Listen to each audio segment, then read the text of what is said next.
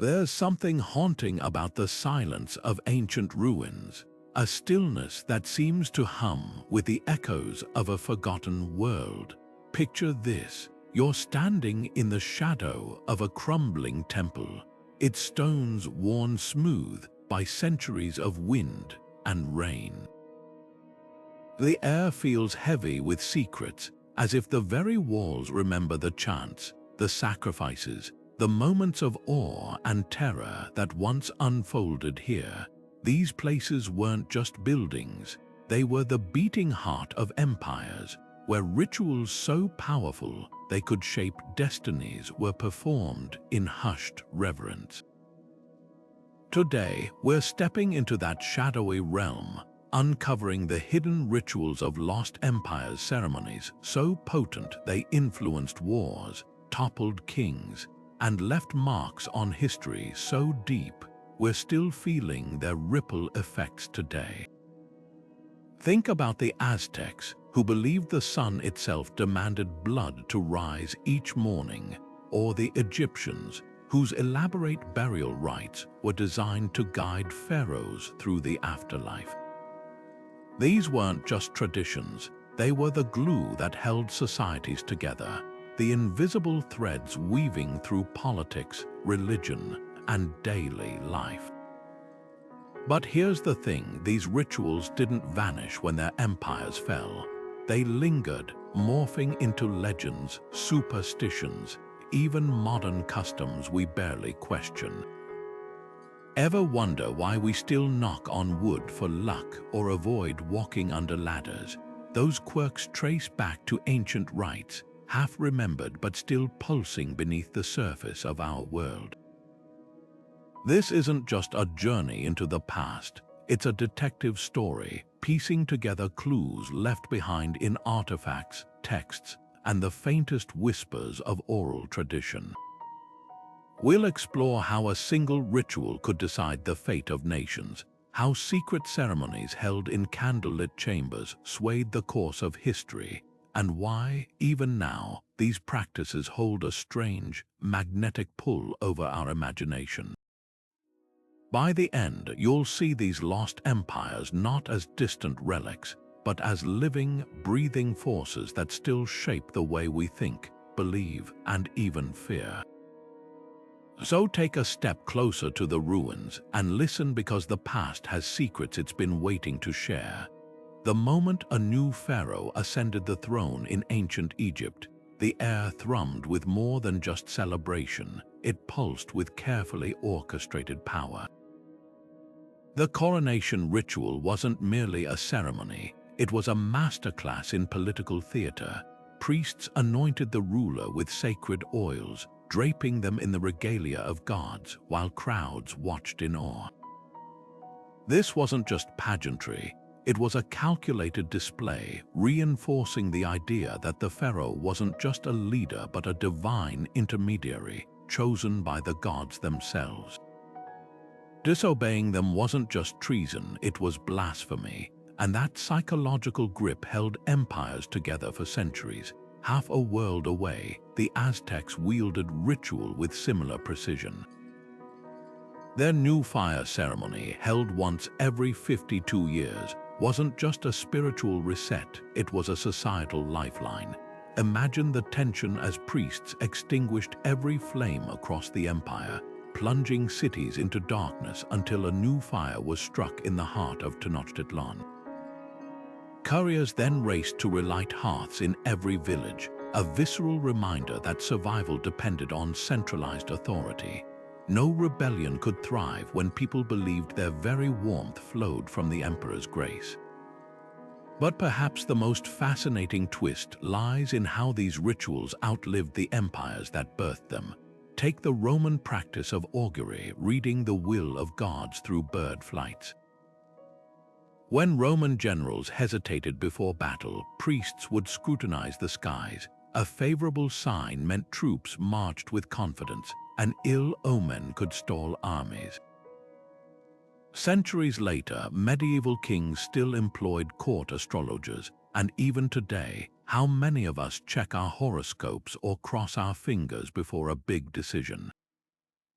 The tools change, but the human craving for certainty through ritual remains. These ceremonies were never just about tradition.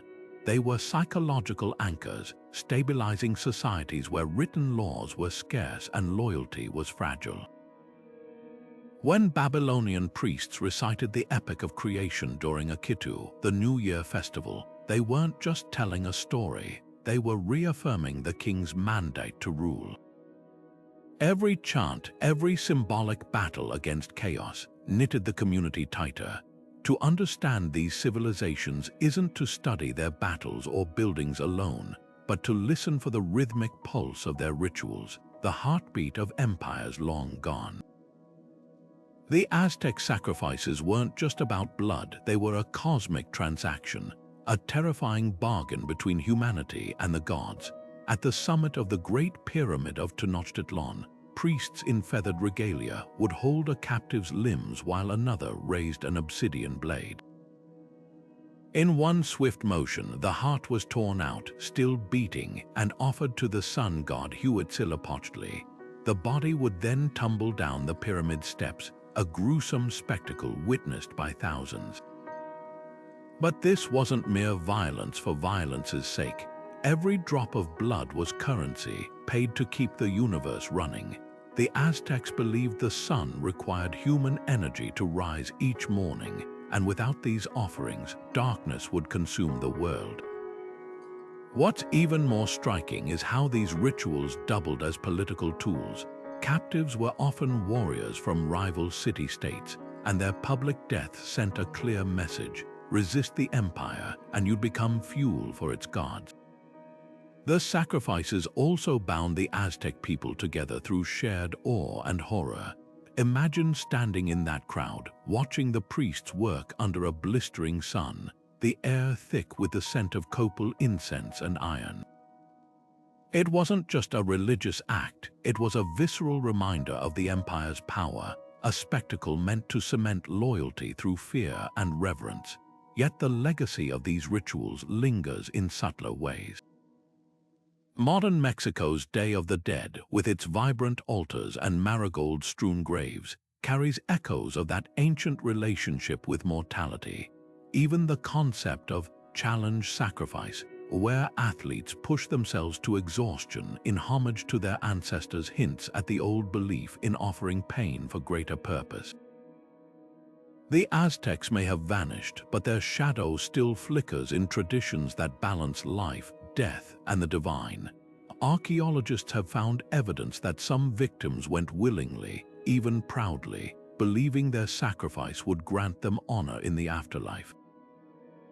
Others, of course, had no choice, but whether coerced or consensual, each death was a thread in the fabric of Aztec society, woven into everything from agriculture to warfare. When drought struck, sacrifices increased. Before battles, rituals intensified. The line between the spiritual and the political didn't just blur, it vanished. To understand the Aztecs isn't to dismiss them as barbaric, but to see how deeply ritual could shape a civilization's survival, its identity, and its unshakable grip on the people it ruled. And perhaps that's the most haunting part, the realization that these ceremonies weren't anomalies. They were the logical extreme of a world where the sacred and the savage walked hand in hand. The pyramids may be ruins now, but if you listen closely, you can almost hear the drums, the chants, the awful silence after the knife fell.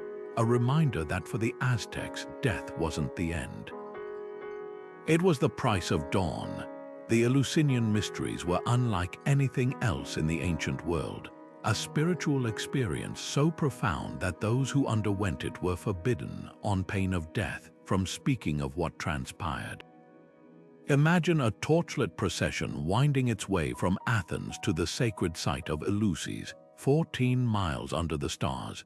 Initiates, including some of history's greatest minds like Plato and the orator Cicero, would fast, purify themselves in the sea, and finally enter the Telesterion, a vast hall where the secrets unfolded. The air would have been thick with anticipation, the scent of burning myrrh, and something far more intriguing, a sacred drink called kykeon, which scholars now suspect contained ergot, a fungus with psychedelic properties. What happened next remains one of history's most tantalizing puzzles. The rituals, guarded for nearly 2,000 years, likely involved symbolic death and rebirth, with participants experiencing visions so intense they emerged forever changed. Some accounts describe encounters with Persephone, goddess of the underworld, whose myth of annual return from the dead mirrored the cycle of crops and souls. Others hint at a moment of blinding revelation, where initiates felt the veil between the mortal and divine worlds lift. The philosopher Plato later wrote of glimpsing a marvelous light during the rites, suggesting these weren't just ceremonies but deeply personal, almost scientific explorations of consciousness. The power of the mysteries lay in their exclusivity and their promise. Unlike public festivals, these rites were open only to those who spoke Greek and had no blood on their hands, a moral litmus test rare in the ancient world. For the privileged few, initiation wasn't just about prestige. It offered a radical idea that death might not be the end. This wasn't blind faith. The rituals engineered an experience so visceral that initiates reportedly lost all fear of dying.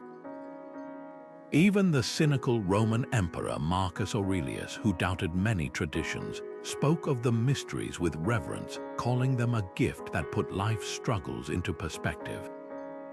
Yet the greatest mystery isn't what happened inside the telesterion, it's why these rites vanished without a trace. When Christian emperors outlawed pagan practices in the 4th century, the sanctuary at Eleusis was abandoned, its secrets dying with the last initiates. Today, all we have are fragments, a broken vase depicting a priest holding sheaves of grain, a whisper in a classical text about things seen, things done. But their legacy lingers in unexpected places. The very word mystery comes from the Greek maion, meaning to close the eyes, a nod to the initiate's ritual silence. And modern psychologists studying psychedelics note striking parallels between ancient accounts and contemporary reports of ego dissolution and transcendent unity. Perhaps the most haunting clue lies in the ruins themselves. The telesterion's floor plan reveals an intricate design, a series of tiered seats facing a central chamber, almost like a theater. But this wasn't for spectators. It was a stage for the soul, where ordinary people stepped into the starring role of their own transformation. The stones may be silent now, but they hint at a truth the ancients understood. Some experiences defy words, not because they're secret, but because they're too vast for language. The Eleusinian mysteries didn't just promise answers. They offered something far rarer, the courage to stand in the dark and wait for the light. In the stillness of the burial chamber, every object had a purpose, every incantation a power. The ancient Egyptians didn't just mummify their pharaohs, they engineered eternity. The process began the moment the ruler took their last breath. Priests, acting as both scientists and sorcerers, would remove the brain through the nostrils with hooked tools, preserving the heart, the seat of intelligence, while discarding organs they deemed unnecessary. Each organ was carefully stored in canopic jars, guarded by deities, because even in death, the body had to remain whole.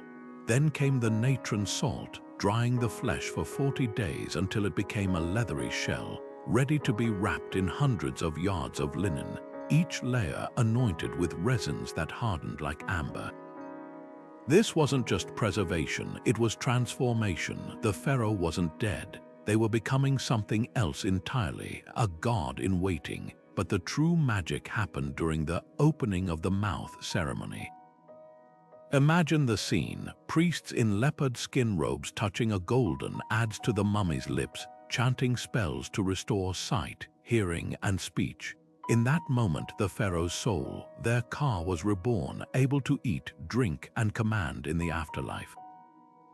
This ritual wasn't symbolic, it was functional. Without it, the ruler would starve in the underworld, their voice silenced forever. And so, tombs were stocked with everything from golden loaves of bread to alabaster jars of wine, even miniature armies of shabti dolls, ready to come alive and labor for their master in the field of reeds. The grandeur of these tombs wasn't just about wealth, it was a political manifesto carved in stone. When robbers broke into Tutankhamun's tomb millennia later, they found his walls covered in hieroglyphs declaring his divine lineage, his right to rule, and his inevitable resurrection. Every artifact, from his golden mask to the curses inscribed on the doors, screamed one message: this wasn't just a king, this was a being who transcended death itself. And that belief held Egypt together. Farmers toiling under the sun could look at the pyramids and know their ruler wasn't gone. They were watching, waiting, still demanding loyalty from beyond the veil. Yet the most fascinating twist lies in what these rituals reveal about the living. The workers who built these tombs left behind graffiti, jokes, and even complaints about their bosses. Amidst the sacred spells, there's evidence of everyday human skepticism. Some artisans snuck hidden messages into the art, like a caricature of a pharaoh with exaggerated features, as if to say, even gods can look ridiculous. The rituals were flawless, but the people performing them, they were gloriously, relatably human, and perhaps that's the ultimate irony.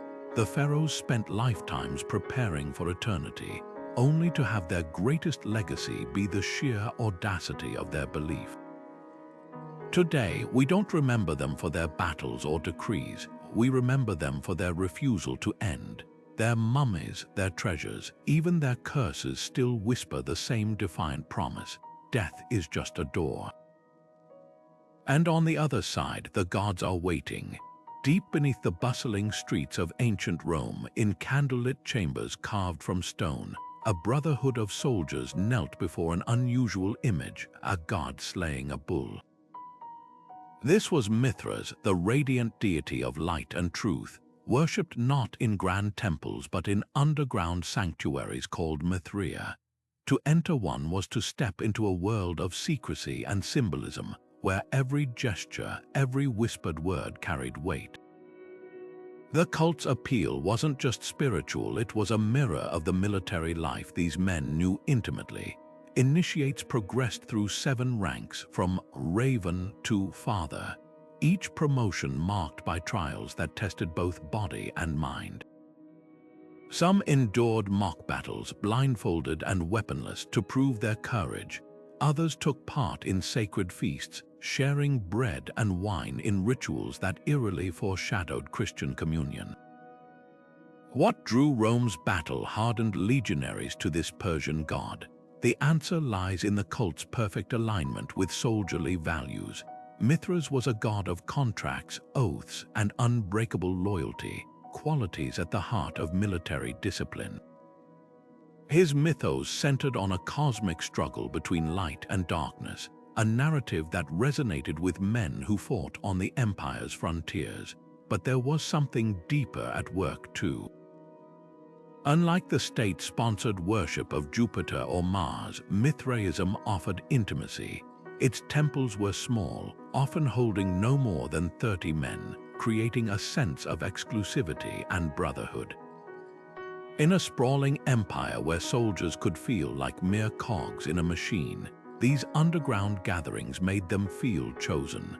The rituals themselves were a masterclass in psychological theater.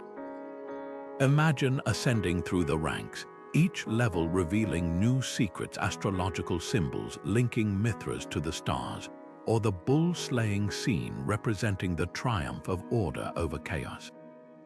The climax came with a tauroctony, where initiates witnessed Mithras' sacrificial act, believed to renew the world.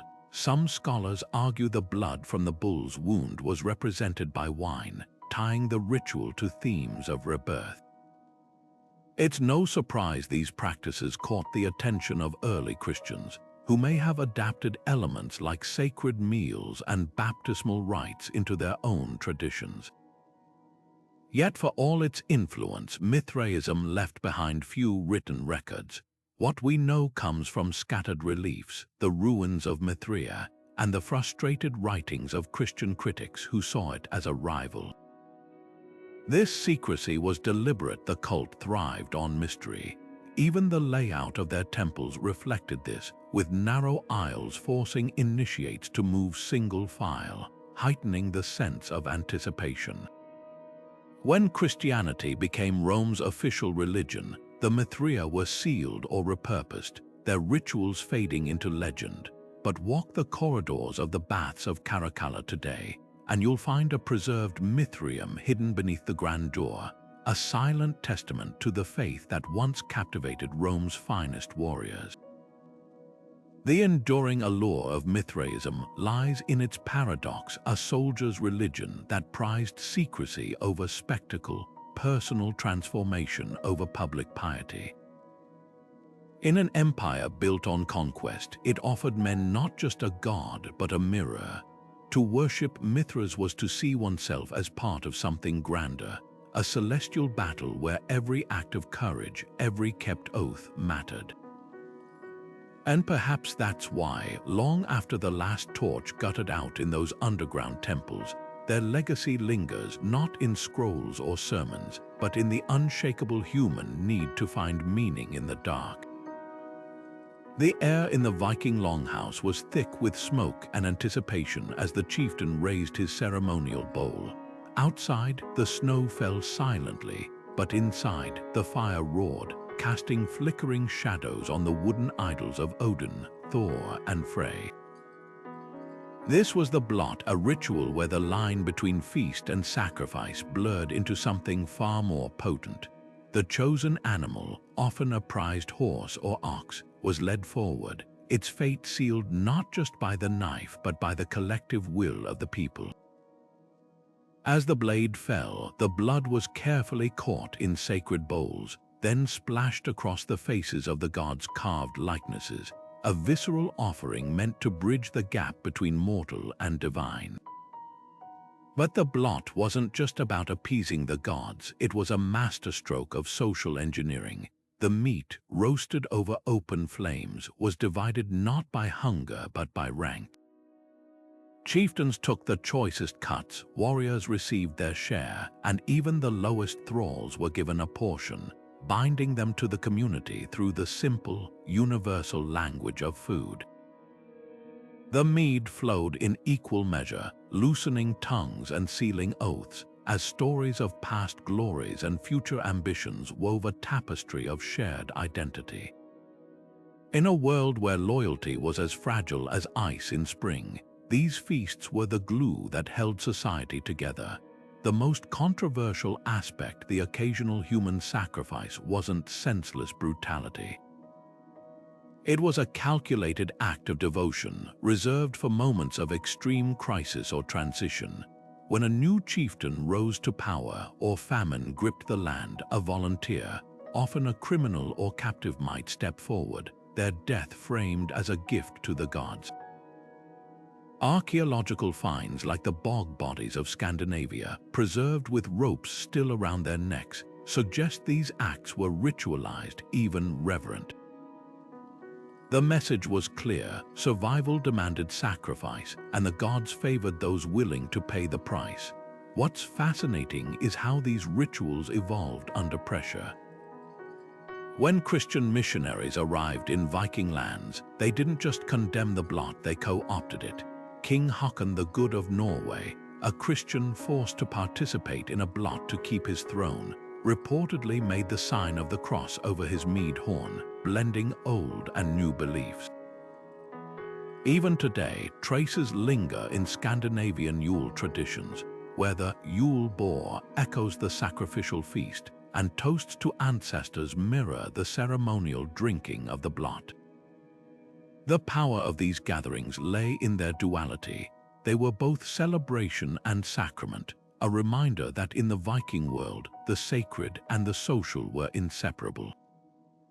To share food was to share fate, to spill blood was to renew bonds. The longhouses are gone now, but the legacy of the Blot endures in the way we still mark milestones with feasts, how we toast to unity, and how, in moments of crisis, we instinctively seek rituals to anchor us.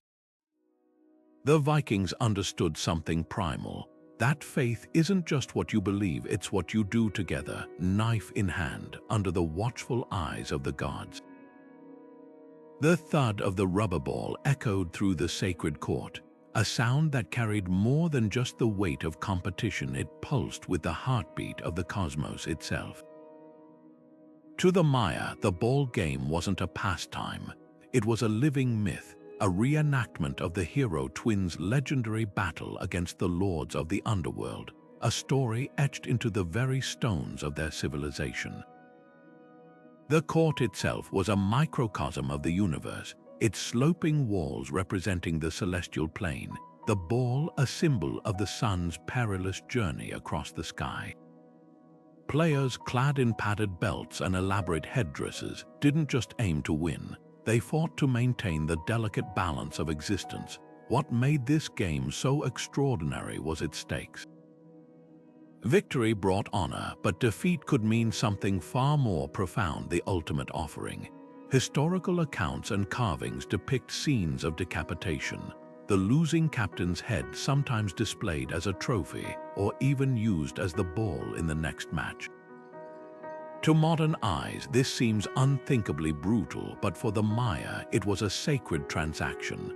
Blood was the currency of life, spilled to nourish the earth and appease the gods who kept the world turning. The sacrifice wasn't a punishment, it was a privilege, a direct line to the divine. The game's influence didn't vanish with the collapse of the Maya cities. Across Central America today, echoes of the ritual linger in festivals like Guatemala's Palo Volador, where dancers spin from a towering pole, their descent mirroring the sun's daily rebirth. Even the modern sport of ulama, still played in parts of Mexico, retains traces of the ancient rules: players striking the ball with their hips, a nod to the mythic hero twins who outwitted death with cunning and agility. The symbolism runs deeper than mere tradition. It's a subconscious thread connecting the present to a time when every action, every game, was a prayer made tangible. Archaeologists have uncovered ball courts from Chichén Itzá to Capon, each one uniquely designed yet united by a common purpose. Some courts feature markers carved with celestial serpents, others with rings so narrow that scoring required near superhuman precision. But the most chilling discoveries are the carvings along the wall's panels showing players kneeling, their necks bared, as if awaiting the final blow. These weren't just decorations, they were reminders. The game was never just a test of skill. It was a covenant, a pact between humanity and the forces that governed their world. What's often overlooked is the game's political dimension. Rulers used these matches as diplomatic tools, settling disputes without outright war. A high-stakes game could forge alliances or humiliate rivals, all under the guise of divine will. Imagine the tension as two city-states faced off, the crowd's roar blending with the chants of priests, the outcome swaying the fate of thousands. The ball court was a battlefield, a courtroom, and a temple all at once. And perhaps that's the most haunting legacy of the Maya ball game, the way it blurred the lines between sport and survival, between play and prophecy.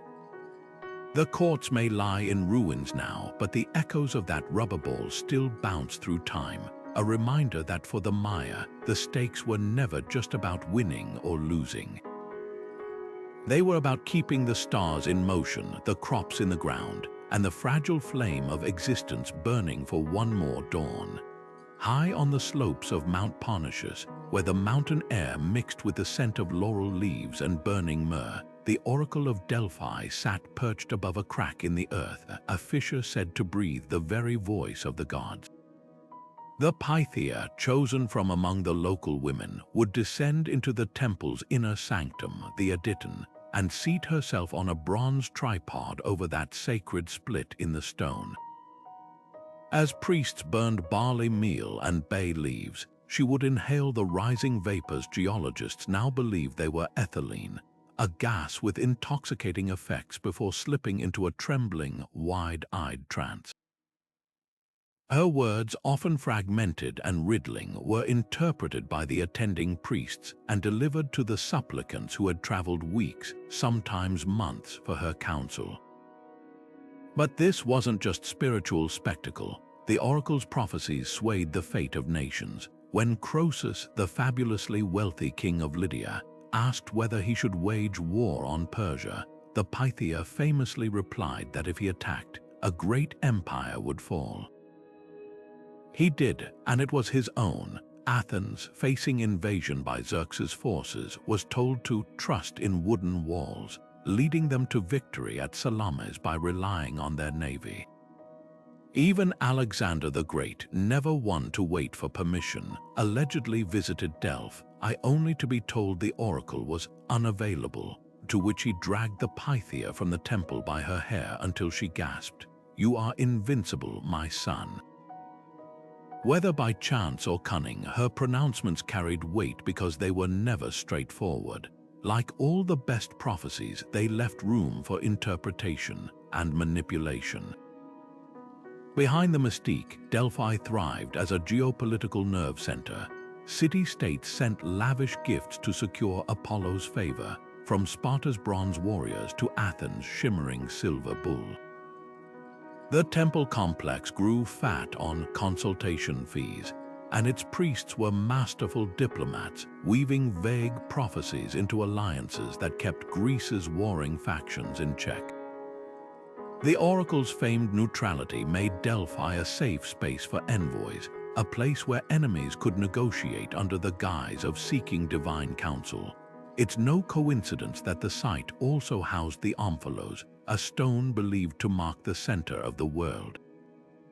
Delphi didn't just predict history, it helped write it, yet the Pythia's true power lay in the duality of her role. Was she a vessel for the divine or a brilliant political puppet? Ancient sources describe her convulsions, her foaming mouth, the way her voice seemed to shift octaves, details that suggest genuine altered states. But the priest's edits to her ramblings hint at something more calculated. When Roman general Lucius Junius Brutus asked how to overthrow the monarchy, the oracle's reply, "He who first kisses his mother shall rule," was likely a staged nudge for him to kiss the earth, Latin for motherland, and lead the revolt. The genius of Delphi was its ability to be both mystical and pragmatic, a place where faith and strategy danced hand in hand. The legacy of the oracle lingers in ways we barely recognize. Modern leaders still consult experts whose predictions are just as nebulous: economists, political analysts, even weather forecasters, wrapped in the same aura of authority. And when we say something is Delphic, we mean it's tantalizingly ambiguous, a puzzle begging to be solved. The vapors may have faded, but humanity's hunger for certainty, for a whisper from something greater than ourselves, remains as potent as ever. Delphi's real prophecy wasn't in the words of the Pythia, but in the unshakable truth it revealed, that sometimes the most powerful force in the world is the human need to believe.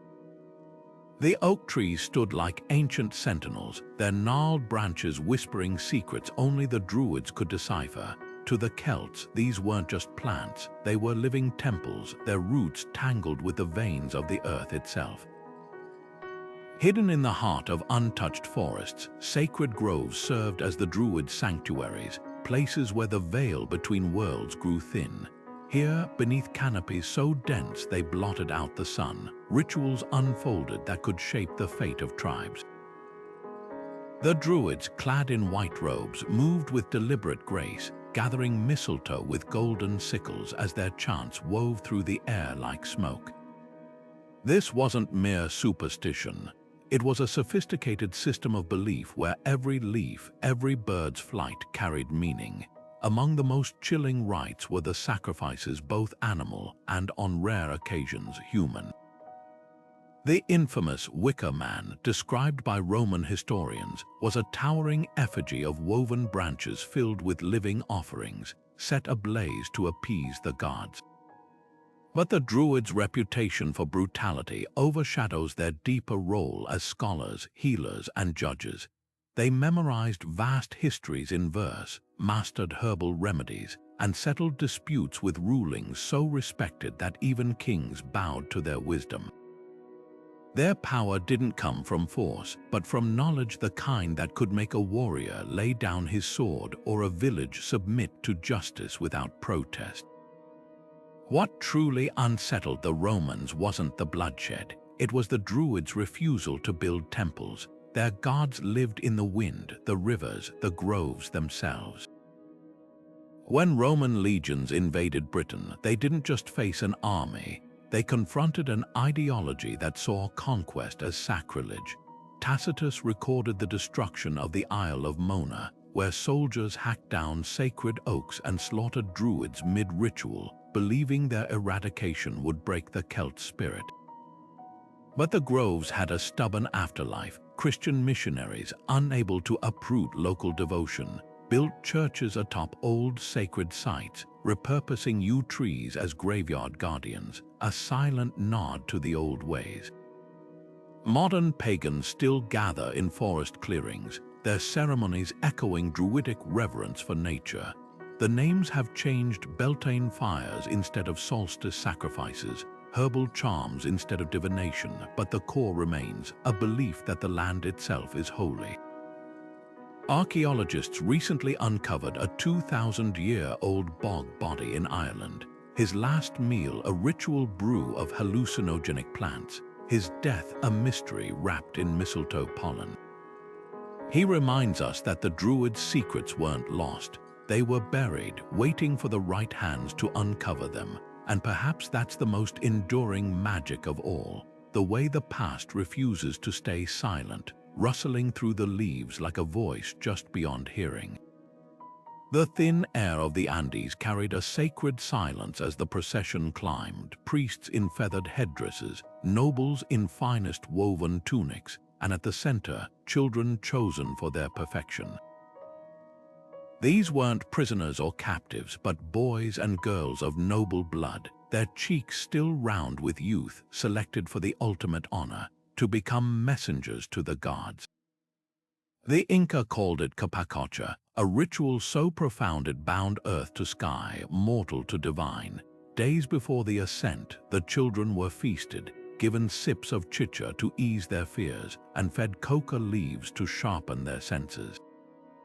Some archaeologists believe they were sedated, not out of cruelty, but to spare them suffering as they were carried higher, higher beyond the reach of ordinary life, into the realm of the Apus, the mountain spirits who controlled water, weather, and the fate of empires.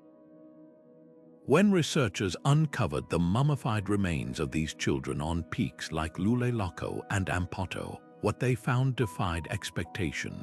The bodies, frozen for 500 years, showed no signs of struggle.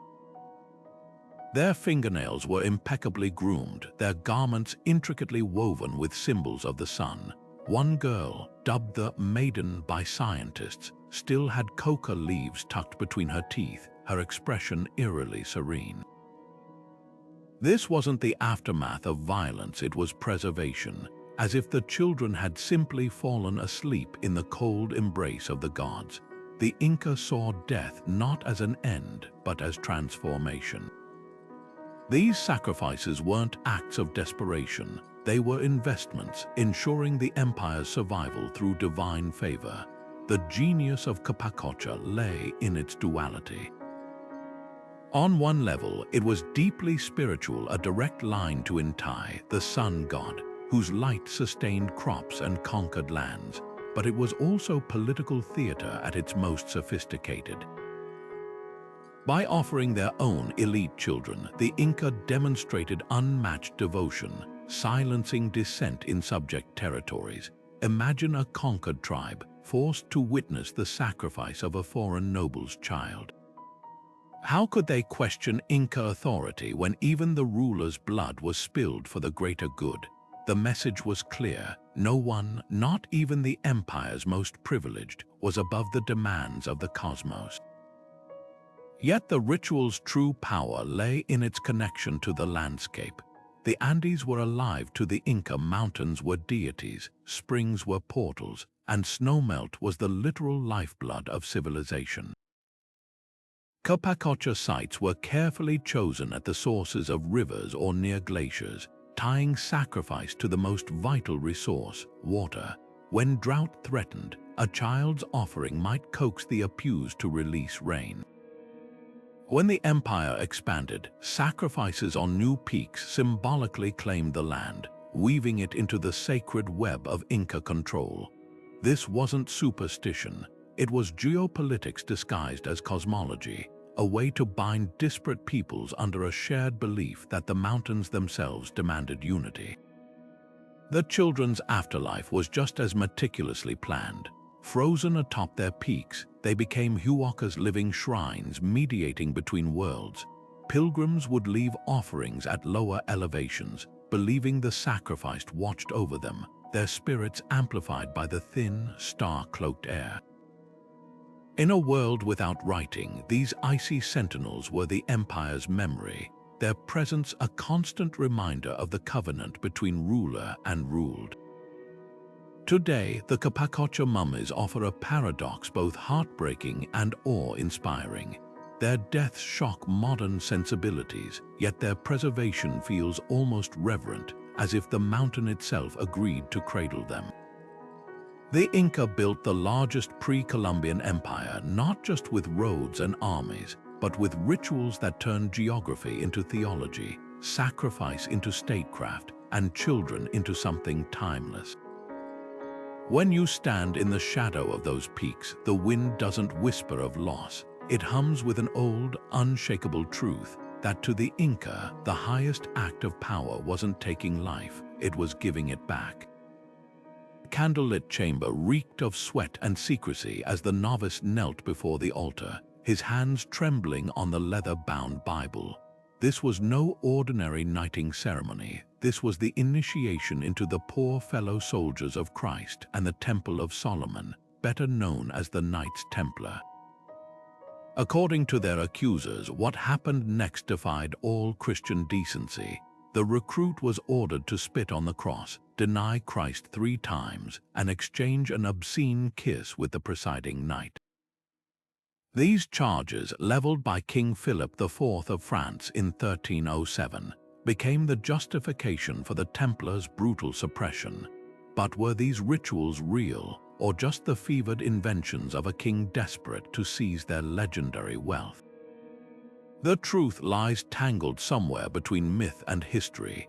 Templar initiation was undoubtedly intense, designed to test loyalty and weed out infiltrators in an order that had become both monastic army and international banking powerhouse.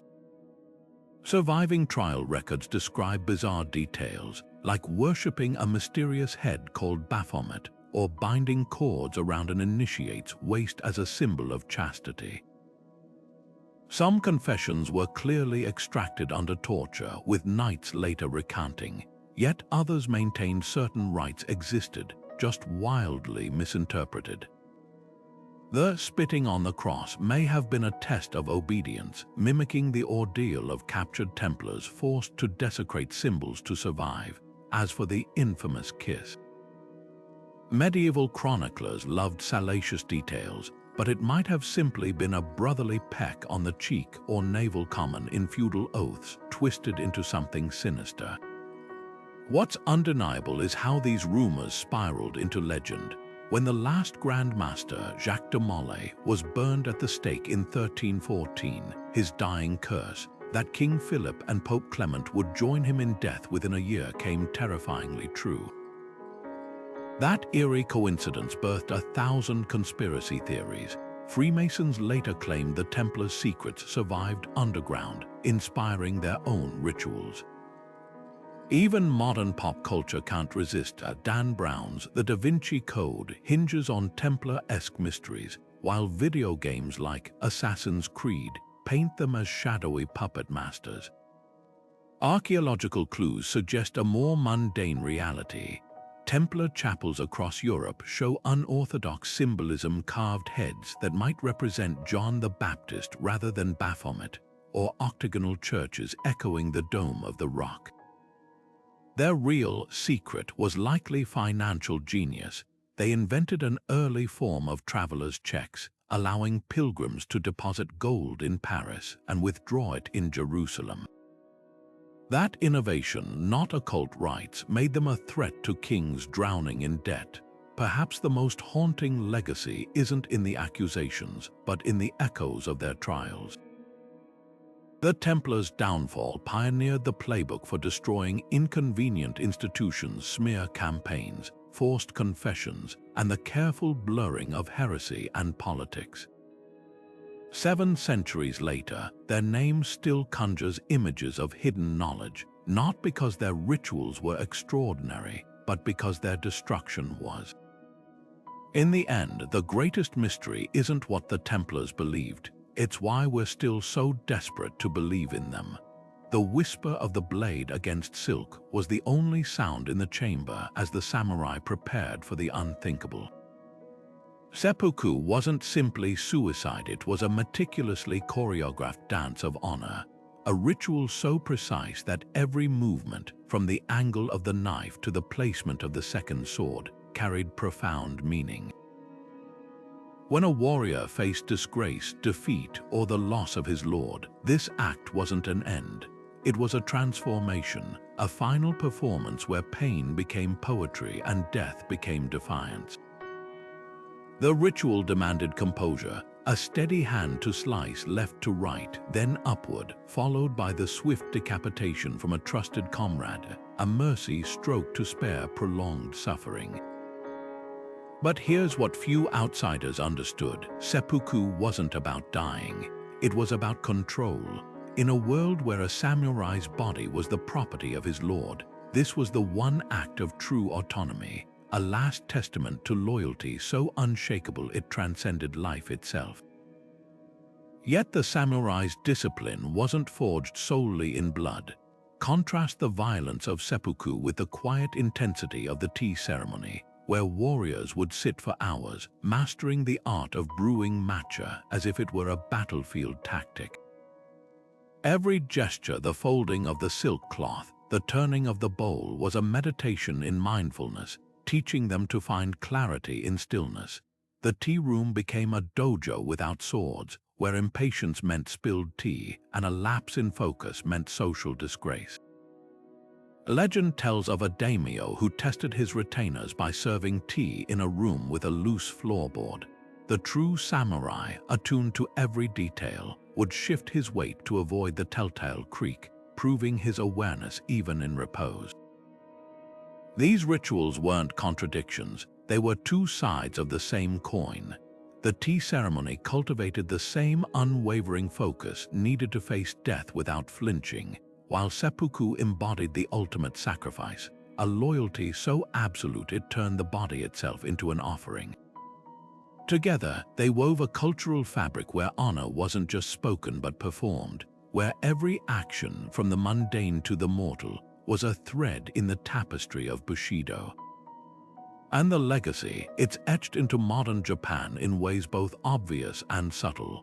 Corporate executives studied tea ceremony to hone decision-making patience. Martial arts dojos still teach that the sword is secondary to the spirit. Even the phrase "face" in Japanese culture, preserving dignity at all costs, traces back to the samurai's obsession with perception. Walk through Tokyo today, and you'll spot salarymen bowing with the same precision as a warrior presenting his blade, or chefs slicing sashimi with the deliberate grace of a ritual cut. The forms have softened, but the ethos remains. Discipline isn't just action, it's art. Perhaps the most haunting echo lies in Japan's approach to failure.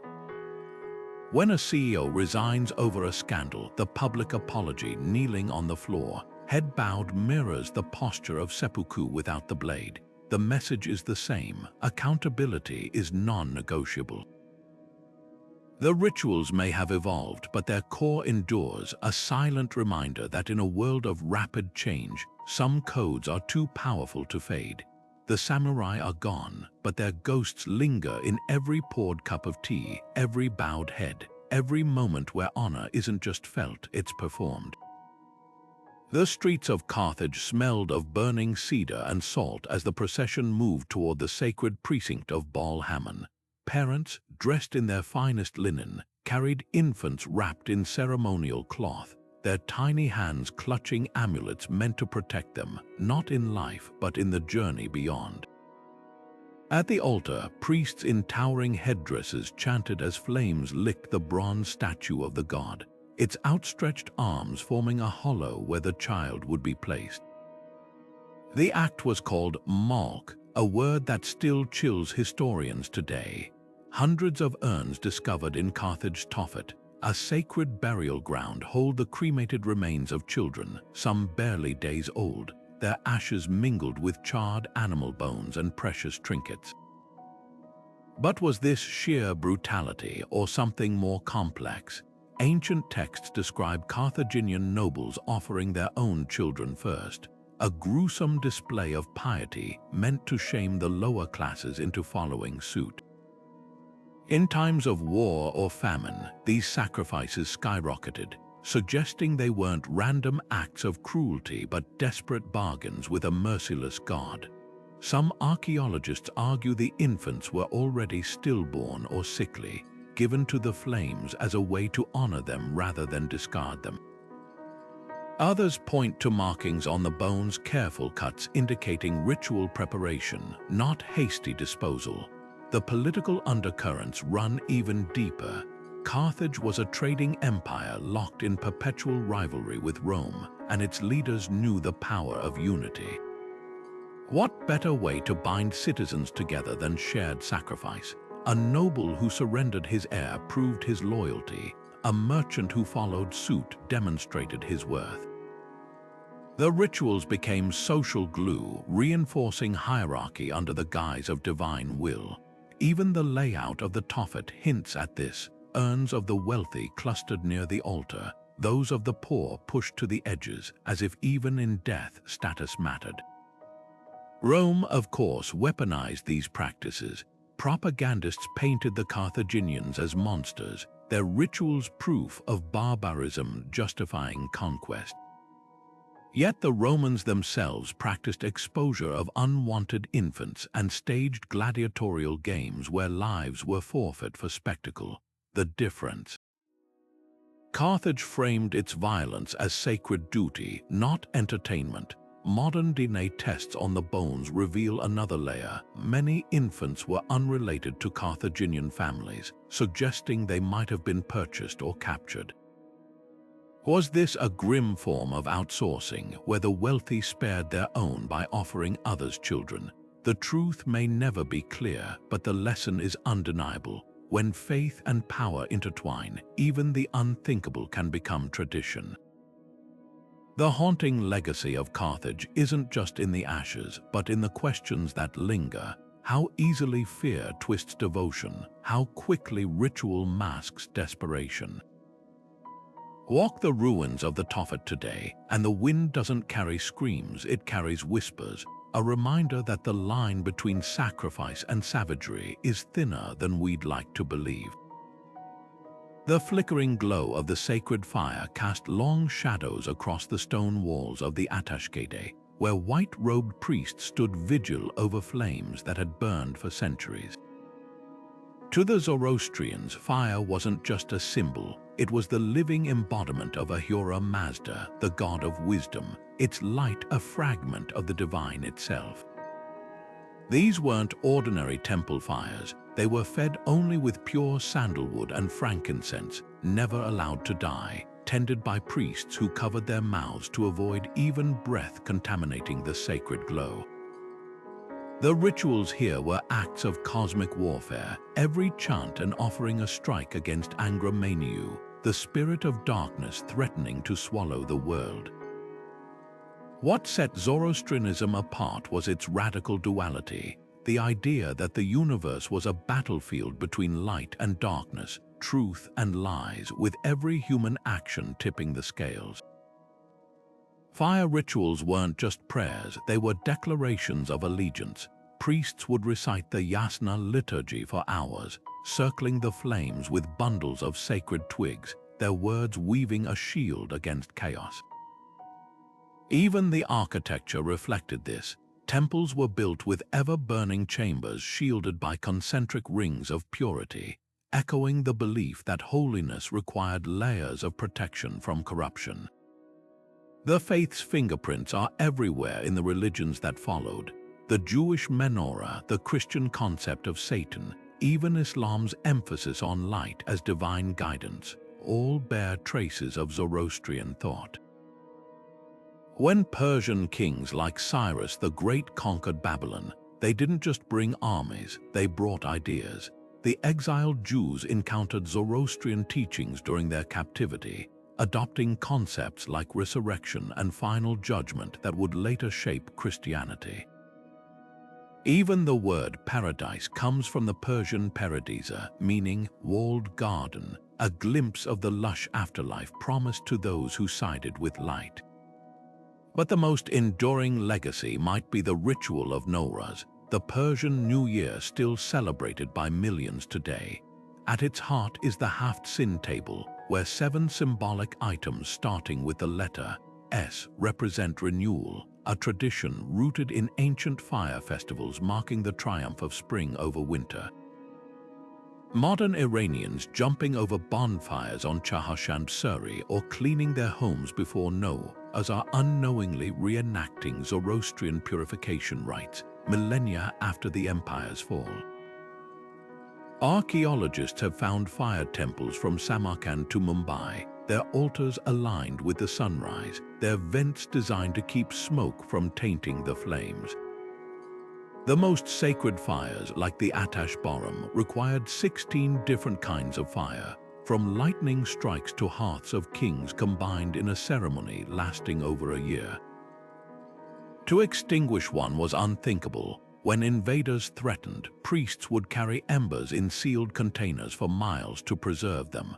Perhaps that's why Zoroastrianism endures in quiet corners, the Parsi communities of India keeping their temple fires lit since fleeing Persia, the whispered prayers of Yazd's last guardians. The faith never sought converts, yet its light seeped into the world's spiritual DNA. In a time when darkness feels palpable, the old rituals whisper a defiant truth: that fire isn't just something we tend. It's something we carry. The great cities of Mohenjo-Daro and Harappa rise from the earth like silent sentinels, their carefully laid bricks holding secrets no modern scholar can fully unravel. Unlike the pyramids of Egypt or the ziggurats of Mesopotamia, the Indus Valley civilization left no grand temples, no towering statues of gods, just a handful of enigmatic artifacts that hint at rituals we can only guess at. Take the famous priest-king statue, his serene expression and draped robe suggesting spiritual authority, or the countless terracotta figurines of women with exaggerated hips and breasts, possibly tied to fertility worship. But without deciphered texts, these clues are like shadows on a cave wall, open to endless interpretation. What makes the mystery even deeper is the striking absence of evidence for violence.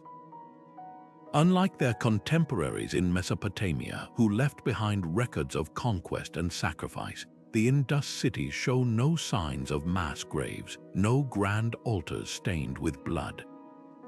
Their drainage systems and public baths suggest a society obsessed with purity, leading some scholars to theorize their rituals centered on water, perhaps ceremonial cleansings under the moonlight, or offerings cast into sacred wells.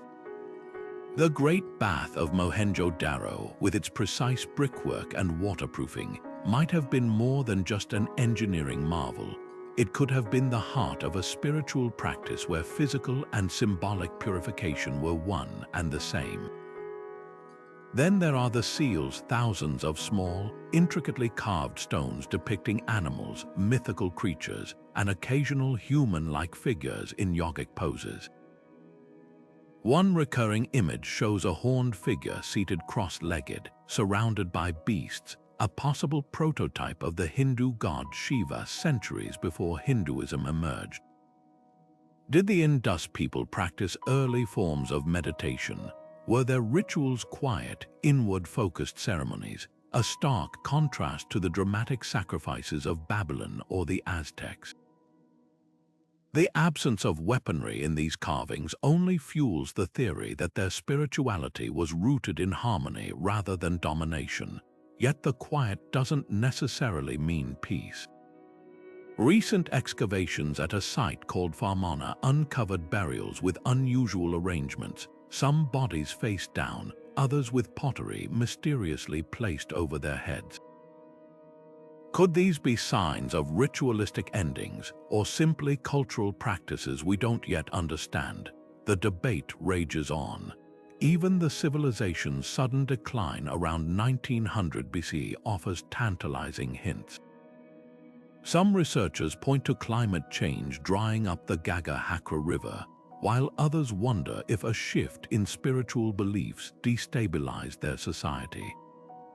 Without words, we're left with fragments: a dancing girl frozen in bronze, a child's toy cart, a single carved seal showing a boat carrying a tree, perhaps a symbol of life's journey. The Indus Valley's greatest ritual might have been their silence itself. In a world where other ancient peoples shouted their faith through monuments and myths, they chose subtlety. Their spirituality seems woven into the fabric of daily life, the alignment of streets with celestial events, the uniformity of weights and measures suggesting a culture obsessed with cosmic order. Walking through their ruins today, you don't feel the weight of forgotten gods, but the quiet hum of a civilization that found the sacred in the ordinary. And perhaps that's the most haunting legacy of all, not the answers they left behind, but the questions that still hover unanswered in the dust. The roads of colonial India held a silent terror, a whisper of cloth tightening around a traveler's throat, a muffled gasp swallowed by the night. The Thuggees, named after the Hindi word thag, meaning deceiver, didn't just kill. They turned murder into sacrament, their rituals draped in the chilling reverence of devotion. To them, each strangulation with a rumal, a yellow silk scarf weighted with coins, wasn't an act of cruelty but an offering to Kali, the goddess of creation and destruction. Her fearsome iconography, adorned with skulls and wielding a sword, embodied the cycle of life and death, and the Thuggees believed they served her will by culling the unworthy. Colonial records paint them as a vast, shadowy network, passing their craft down through generations. Fathers taught sons the art of the noose, how to blend into caravans as harmless merchants or pilgrims, earning trust before striking.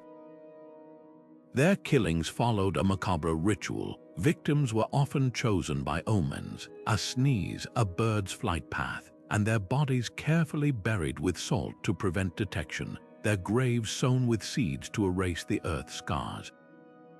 The British, horrified by the scale of disappearances, estimated the Thuggees had claimed tens of thousands of lives over centuries. Yet here's where the story twists. Were the Thuggees truly a monolithic death cult, or did colonial authorities exaggerate their menace to justify tighter control?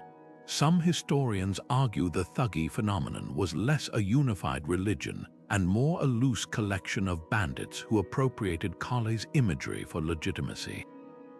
British accounts, after all, emerged during a period of intense imperial expansion, where labeling native practices as barbaric served political ends.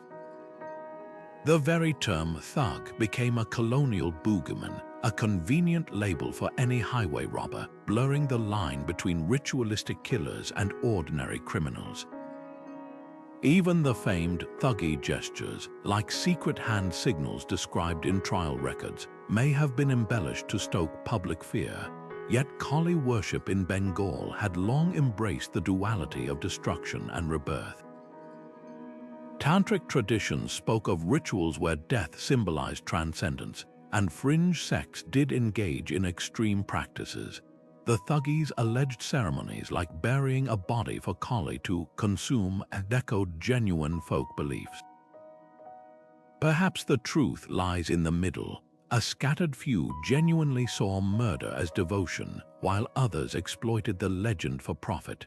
The British crackdown was brutal. By the mid-19th century, thousands were hanged or imprisoned under Thuggee suppression acts. But the cult's legacy lingers in unexpected ways. Modern Hindi still uses thug for criminals, and Kali remains a potent symbol of feminine power. The Thuggee's story isn't just about violence, it's a mirror reflecting how fear and faith can intertwine, and how easily myth becomes history when power writes the record. Walk those old caravan routes today, and the wind carries no whispers of silk scarves. Only the goddess knows what really happened in the dark. Before the first stone was laid or the mortar mixed, the fate of the Great Wall was decided not by engineers but by priests. Chinese emperors knew that no structure, no matter how massive, could stand without the blessing of the unseen. So when construction began, they didn't just survey land, they consulted the heavens. Diviners would study turtle shells cracked by fire, reading the patterns like celestial blueprints to determine the most auspicious alignment for each section. The earth itself was considered a living body, crisscrossed with veins of energy called dragon lines, and disturbing them carelessly risked calamity. The groundbreaking ceremony was a spectacle of symbolism. Workers and officials would gather as Taoist priests in flowing robes chanted incantations to Tu Dai Gong, the god of the earth, while offerings of rice wine, jade, and red-dyed silk were buried at the site. Red, the color of luck and vitality in Chinese tradition, wasn't just decorative, it was armor, a shield against malevolent spirits. Even the tools were ritually purified, their handles wrapped in talismanic cloth to ward off misfortune. This wasn't superstition, it was psychological infrastructure. In a project that would take generations and countless lives, these rites gave workers something unshakable to believe in. But the rituals weren't just about fear, they were about harmony. Confucian scholars oversaw ceremonies emphasizing the wall's role as a unifier, a physical manifestation of the emperor's mandate to protect and order the world. Meanwhile, folk traditions crept in at the grassroots. Workers whispered prayers to local mountain gods before quarrying stone, or left tiny straw dolls at construction sites as stand-ins for potential accidents, a macabre insurance policy against disaster. The wall wasn't just built on dirt and rock, it was built on a lattice of beliefs, each layer reinforcing the other. The most haunting legacy of these rituals lies in the wall's failures. Sections that collapsed prematurely were often blamed not on poor engineering, but on offended spirits.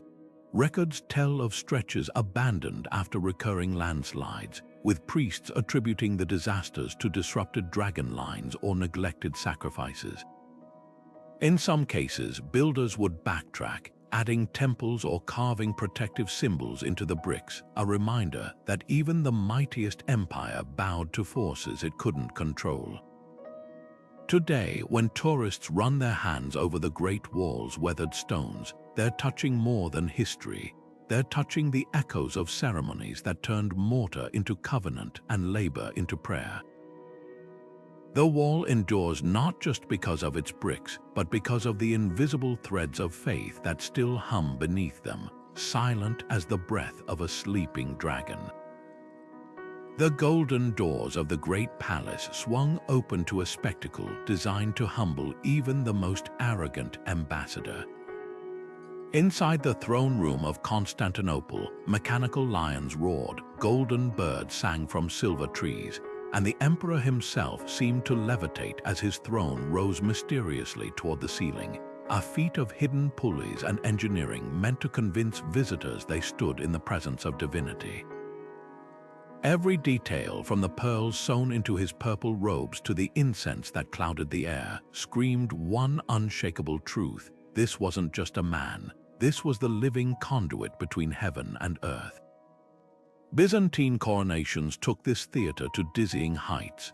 The ceremony began at dawn in the Hagia Sophia, where the patriarch placed the crown, not on the emperor's head, but above it, letting it hover for a breathless moment before descending.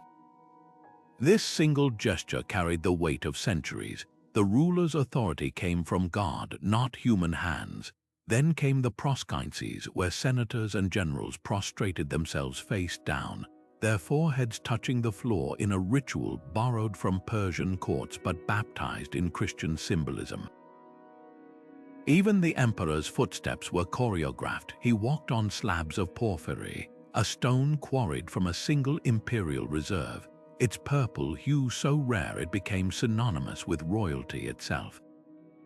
But the true genius lay in the court's daily rhythms. Meals were sacraments, with the emperor dining alone at a raised table while officials stood at precise distances based on rank, their proximity to his plate a visible map of power. Foreign envoys might wait weeks for an audience, only to be rushed through the halls past jeweled mosaics and armed Varangian guards, their path designed to overwhelm. The message was clear: time moved at the emperor's pleasure. The greatest power of these rituals was their adaptability. When Emperor Heraclius returned triumphant from war against the Persians, he entered the city barefoot like a pilgrim, merging military victory with piety.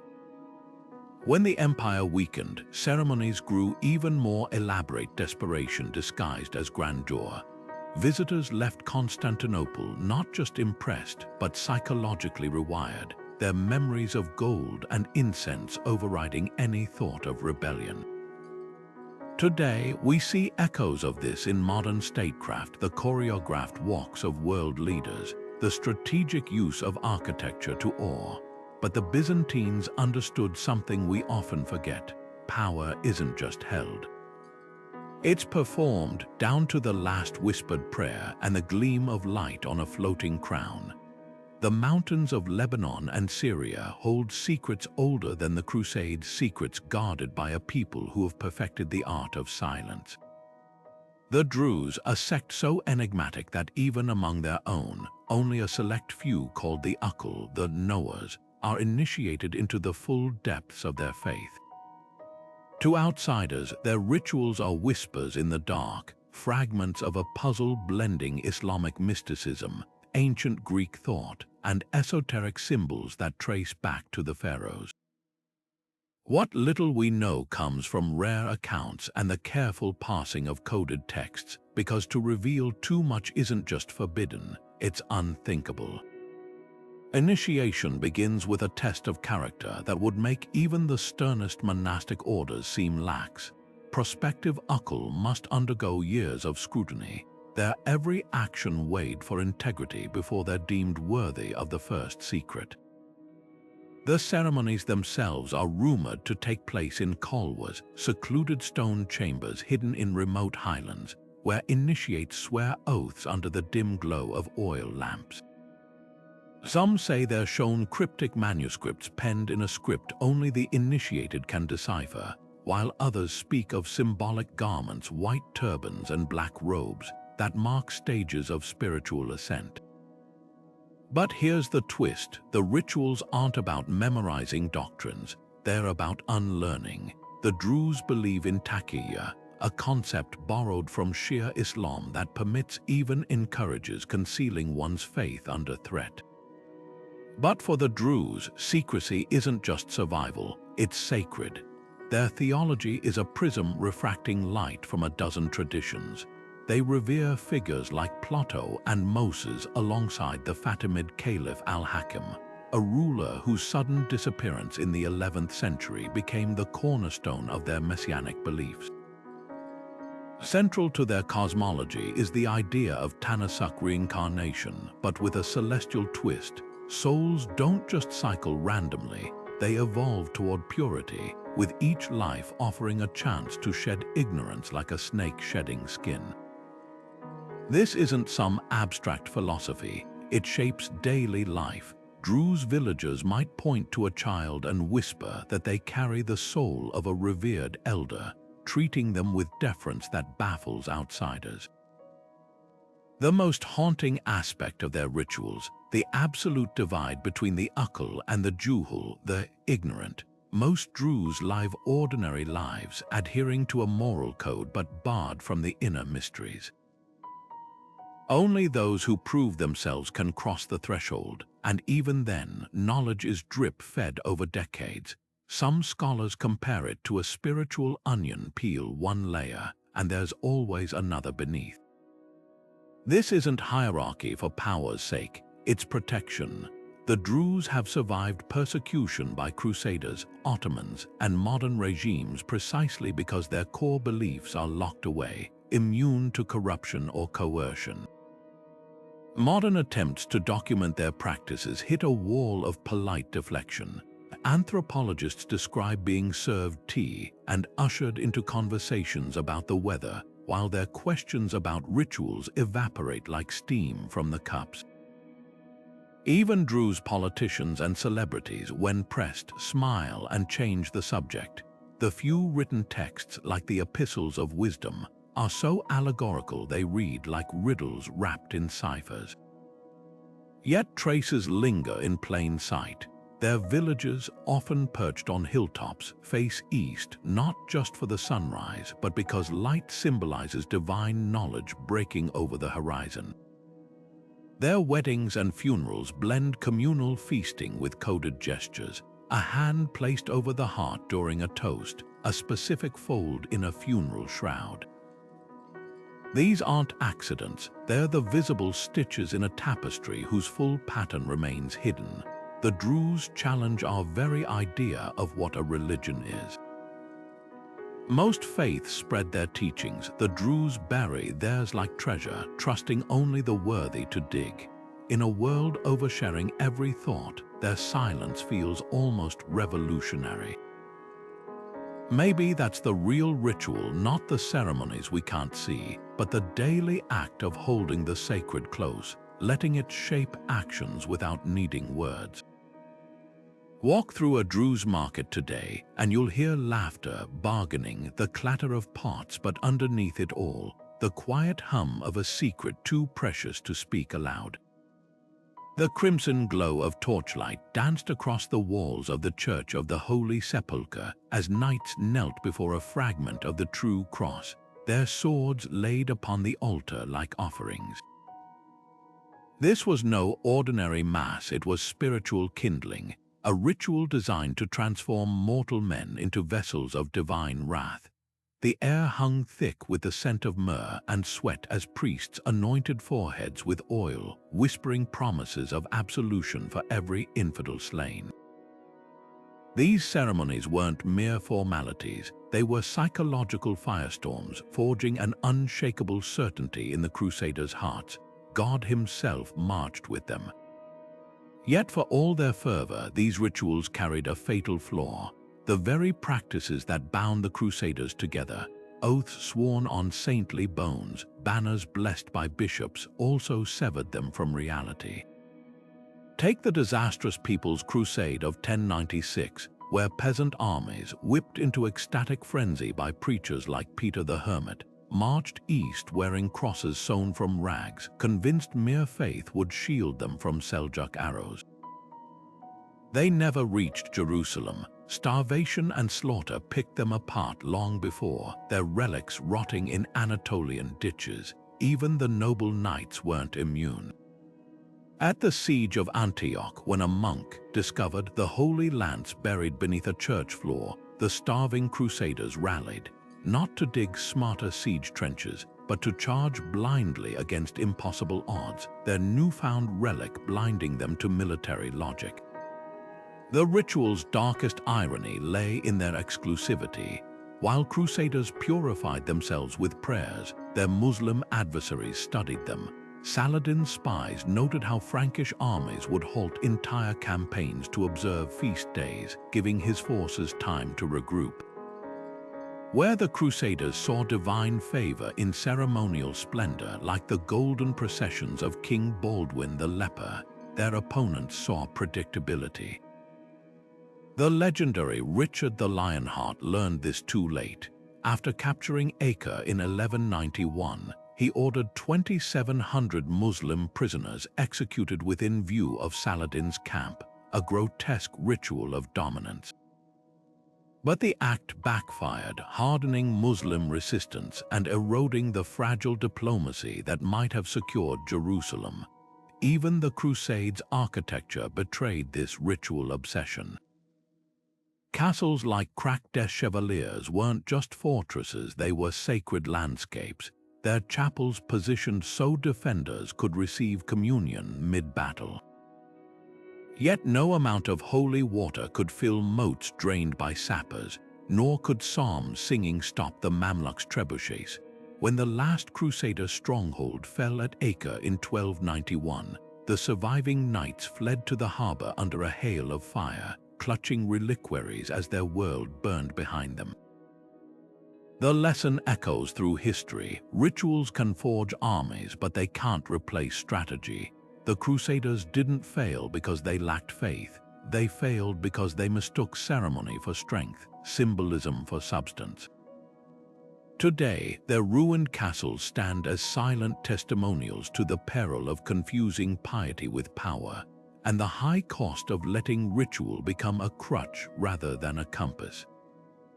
High in the mountains of Persia, where the air thinned and the rocks seemed to scrape the sky, a fortress called Alamat loomed over the valleys below, home to the most feared brotherhood in the medieval world. The Nizari Ismailis, branded as the assassins by their enemies, didn't just kill, they rewrote the rules of fear itself.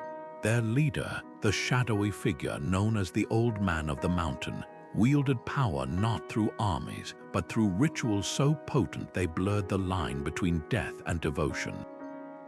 At the heart of their legend lay the Fid and the Faithful Ones. These weren't ordinary mercenaries, they were initiates subjected to a psychological gauntlet designed to erase doubt. Young recruits were reportedly drugged with hashish, though some historians argue this was enemy propaganda, and spirited away to hidden gardens within Alamat's walls. There they awoke to a paradise of flowing water, fruit-laden trees, and veiled attendants, a taste of the afterlife promised to those who died in service. When the drug faded and they were returned to the fortress, the message was clear: obey and eternity awaited, disobey and the garden vanished like a mirage. But the real genius of the assassins lay in their theatricality. Their killings were never anonymous. A target would wake to find a dagger plunged into his pillow, its blade pinning a note. Or he'd spot an assassin at a banquet, calmly eating beside him before revealing his identity and his mission with chilling serenity. These weren't just murders, they were performances designed to paralyze empires with dread. Why waste an army when a single, impeccably timed strike could make kings tremble? The old man's power wasn't supernatural, but it might as well have been. He understood that belief, once weaponized, could bend reality. When the Seljuk vizier Nizam al-Mulk was stabbed by an assassin disguised as a Sufi ascetic, the killer made no attempt to flee. He stood smiling as guards cut him down, his last words a whispered promise that his master's reach was infinite. That unshakable certainty, the willingness to die without hesitation, was the true ritual, far more terrifying than any drug-induced vision. Yet for all their infamy, the assassin's legacy is riddled with misconceptions. Marco Polo's tales of drugged paradise gardens, while dramatic, were likely embellished. Modern scholars suggest their reputation as hashish-fueled fanatics was cultivated by crusaders and sunny rivals to demonize them. The truth, their rituals were likely more about ascetic discipline than intoxication. The Fid'ain trained for years in languages, disguises, and combat. their loyalty cemented not by chemicals, but by a radical ideology that framed their killings as sacred acts of justice. What's often overlooked is how their tactics mirrored and perhaps inspired the spycraft of later centuries. The assassins didn't just kill, they infiltrated. They studied their target's habits, weaknesses, even their dreams. A sultan's trusted barber might be a sleeper agent, his razor a breath away from delivering the old man's judgment. In this way, their greatest weapon wasn't the dagger, but the illusion of omnipresence. A single successful assassination could convince an entire court that no one was safe, that even the walls had ears. The assassin's end came not from failure, but from shifting tides of power. When the Mongols stormed Alamat in 1256, they expected to find a den of sorcerers. Instead, they uncovered libraries, proof that the Nizari were as much scholars as killers. Their rituals, their secrets, crumbled into legend, yet their shadow lingers. From the suicide tactics of modern extremists to the psychological operations of intelligence agencies, the assassin's core insight endures. That fear, when ritualized, can topple thrones. The gardens of Alamat may be dust now, but the idea they planted, that death, when stripped of randomness, becomes a language, still whispers in the wind. The dense forests of Lithuania whispered with gods long after the rest of Europe had bowed to the cross. While cathedrals rose in Paris and Rome, here, beneath ancient oaks, priests called Crivii still tended sacred fires that had burned for centuries, flames said to carry prayers straight to Perkunas, the thunder god whose wrath could split the sky. This was a land where Christianity didn't march in triumphant.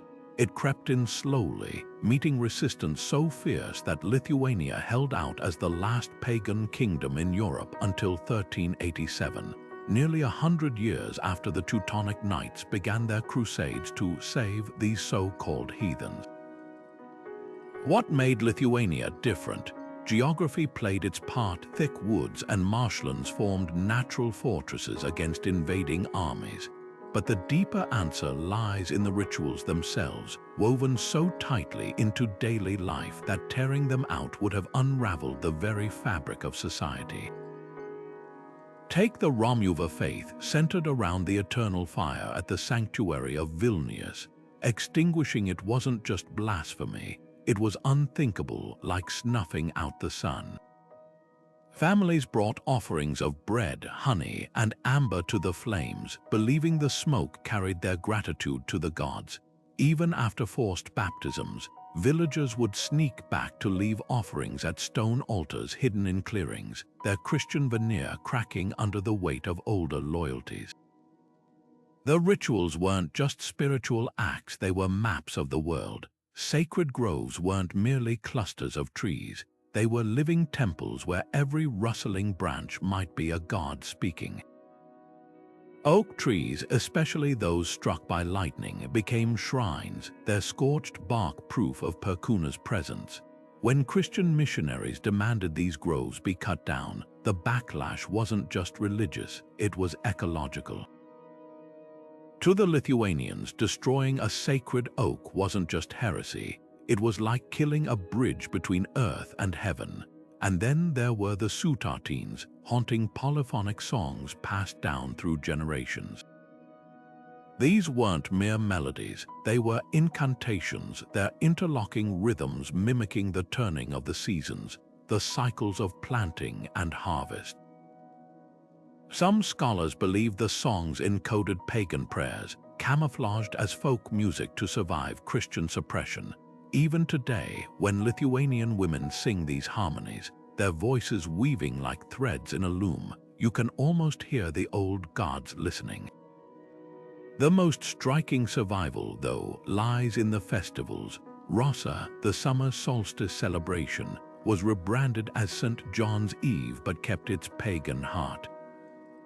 Bonfires still blaze, girls still float flower wreaths down rivers to predict their futures, and couples still leap over flames hand in hand, a ritual once believed to ensure fertility. The church may have slapped on a saint's name, but the bones of the rite remained untouched. Modern neo-pagans have reclaimed these traditions with fervor, gathering in forest clearings to honor Perkunas and Lema, goddess of fate. Yet the true testament to Lithuania's resilience isn't in revival, it's in the quiet persistence of symbols. The national anthem still speaks of the blood of heroes watering the land, an echo of old sacrifices. Amber, once sacred to the sun goddess Sol, remains a cultural emblem. Even the country's coat of arms, a knight on horseback, mirrors the warrior god Kovas. The past wasn't erased, it was folded into the present like a letter hidden in a prayer book. So why did paganism last here so long? Because in Lithuania, the sacred wasn't something you worshipped, it was something you lived. The gods weren't in distant heavens, they were in the grain, the thunder, the songs sung at cradles and graves. Christianity offered salvation, but the old rituals offered something just as potent. A world alive with meaning, where every fire, every tree, every note of a song was a thread in a tapestry too strong to tear. Florence's Piazza della Signoria erupted in a riot of color and sound as a gilded chariot rolled past, its wheels crushing flowers strewn by silk-clad children. Atop it sat Lorenzo de' Medici, draped in velvet, his face half hidden behind an ornate mask, not to conceal his identity, but to transform it. This was no mere parade, it was a living allegory, every detail whispering the same message. The Medici weren't just rulers.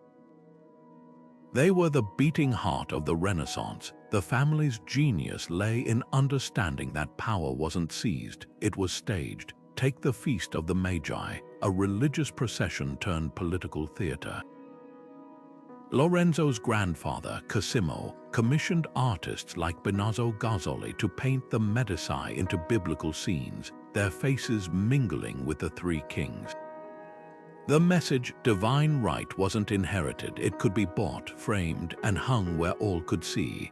Even the route was cunning. Processions wound from the Medici palace past rival families' homes, their walls dwarfed by floats carrying colossal statues of Medici-backed saints. But the true mastery was in patronage as performance. When Michelangelo sculpted David, it wasn't displayed in a museum, it was marched through Florence like a conquering hero, its base inscribed with veiled jabs at the Medici's enemies. Botticelli's Adoration of the Magi went further, cramming Medici likenesses into the Holy Family's inner circle. These weren't just paintings, they were visual coronations, baptizing the family in the sacred aura of art. Religious rituals got the same treatment. The Medici funded chapels like the Magi Chapel, where Gozzoli's frescoes turned biblical pilgrims into portraits of contemporary diplomats. A not-so-subtle reminder that Florence's alliances flowed through Medici hands. Masses at San Lorenzo became power rallies, with the family's private balcony overlooking the altar, positioning them literally between God and the people. The brilliance of these spectacles was their plausible deniability. A rival could hardly accuse the Medici of blasphemy for funding a nativity scene, or vanity for supporting a sculptor. Yet every gold florin spent on a fresco or festival compounded into something unstoppable, a mythology so vivid even the family's exiles couldn't erase it. When Lorenzo was nearly assassinated during Mass in the Duomo, the attack backfired. The people rioted not against him, but for him, convinced his survival was proof of divine favor. What makes these rituals haunting isn't their extravagance, but their legacy. Walk through Florence today, and you're walking through a Medici stage set. The Uffizi, the Pitti Palace, even the city's layout, all were designed to keep their name etched in stone long after their bloodline faded. The Renaissance wasn't just an artistic revolution, it was the greatest PR campaign in history, proof that when art and ritual merge, power doesn't just endure, it becomes immortal. The jungle air trembled with the drone of conch shells as dawn broke over Angkor Wat's lotus-shaped towers. beneath the towering spires, a river of saffron-robed priests and jewel-bedecked nobles flowed toward the central sanctuary where the god-king awaited his divine audience. This wasn't just a temple, it was the cosmic axis of the Khmer Empire, a machine of ritual precision where every carved bas-relief and aligned corridor served a sacred purpose. The king, draped in gold leaf and crowned with a diadem of celestial serpents, didn't merely rule. He performed the universe into balance. At the heart of this spectacle lay the Devaraja cult, the God-King doctrine that turned monarchy into theology. Hindu rituals transformed the ruler into an earthly avatar of Shiva or Vishnu, while Buddhist rites later wove enlightenment into his mythos. The coronation ceremony alone lasted days, involving sacred waters hauled from distant rivers, priests tracing mandalas in rice paste, and the symbolic marriage of the king to a golden statue of the goddess Uma. But the true marvel was the scale. Temple inscriptions describe processions of 60,000 soldiers, 200,000 torchbearers, and palanquins carrying entire orchestras, a logistical feat that made Versailles look quaint. What made these rituals so potent wasn't just their grandeur, but their agricultural alchemy. Inca's hydraulic empire depended on monsoon rains, and the king's divine role as rainmaker was no metaphor.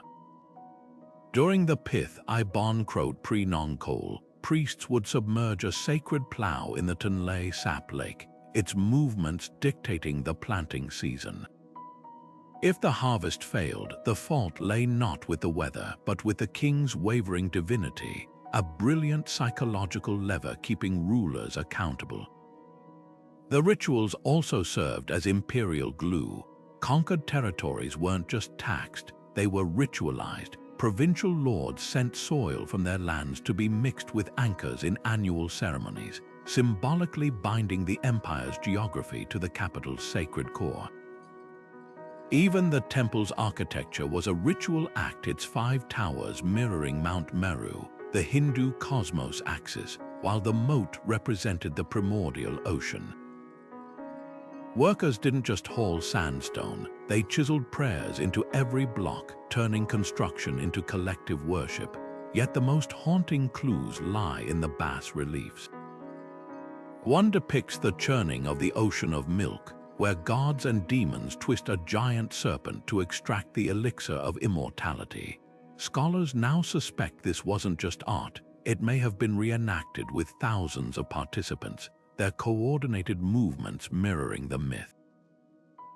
Another relief shows a king receiving a sword from a multi-armed Vishnu, a scene likely performed in real life with the ruler receiving divine weapons from priests hidden behind temple curtains.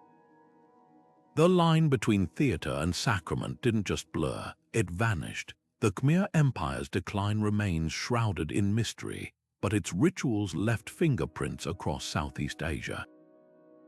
Thailand's royal ploughing ceremony still echoes Angkor's rites, while Cambodian dancers' slow, angular movements preserve gestures once meant to channel gods. Even the annual Angkor Sankranta festival, where monks bless tourists with flower water, carries whispers of empire. The stones may have crumbled, but the patterns endure, a proof that the most powerful rituals aren't those carved in stone, but those etched into the rhythm of daily life. From the pyramids to the pagodas, hidden rituals have been the silent architects of history, unseen hands shaping the rise and fall of empires, the loyalty of armies, and the faith of millions. These ceremonies weren't just performances, they were psychological engines, forging unity from chaos and transforming mere mortals into gods. The Aztec priest raising a beating heart to the sun, the Byzantine emperor floating on a mechanized throne, the Druids initiate guarding secrets in a mountain sanctuary. Each act, no matter how alien it seems today, was a thread in the tapestry of human belief, woven to answer the same timeless questions. Who are we? Why are we here, and what binds us together? Look around and you'll find their fingerprints everywhere. The handshake you exchange with a stranger, a relic of ancient gestures proving you carried no weapon. The birthday candles you blow out, descendants of Greek offerings to Artemis, their smoke carrying wishes to the divine. Even the pomp of modern statecraft, the oaths sworn on Bibles, the synchronized marches of soldiers echoes the choreographed coronations of medieval kings.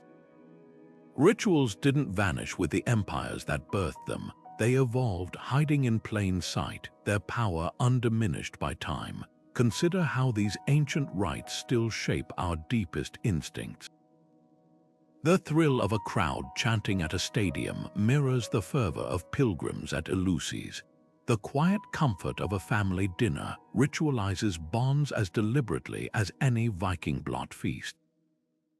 And when disaster strikes, what do? We light candles, gather vigils, create spontaneous ceremonies to confront the unknown, just as our ancestors did. The tools change, but the human need for rhythm, repetition, and meaning remains unchanged. Yet there's a darker legacy too. The same rituals that built civilizations could also justify their worst excesses. The sacrificial altars of Carthage, the whispered oaths of the Thuggees, the propaganda spectacles of dictators all prove that rituals can be weapons, bending minds to unthinkable acts. History's greatest tyrants understood this. Control the ceremonies, and you control reality itself. So what's the takeaway? Not that rituals are good or bad, but that they're inescapable. They're the operating system of human culture, running quietly beneath the surface of everything from politics to personal habits. The next time you stand for an anthem or knock on wood, pause for a second. You're not just following tradition, you're stepping into a current that's carried humanity for millennia. And that's the real magic. These rituals connect us not just to each other, but to the countless generations who came before, who also sought meaning in the dark. The stones of Inca may crumble, the fires of Zoroaster may fade, but the human need to mark, to celebrate, to believe, that's eternal. So whether your ritual is sipping morning coffee or swearing an oath of office, remember, you're part of something far bigger. The empires are gone, but their whispers linger. All we have to do is listen. If this journey through history's hidden rites sparked your curiosity, let us know in the comments which ritual left you awestruck. And don't forget to like and subscribe for more deep dives into the shadows of the past. The next mystery is just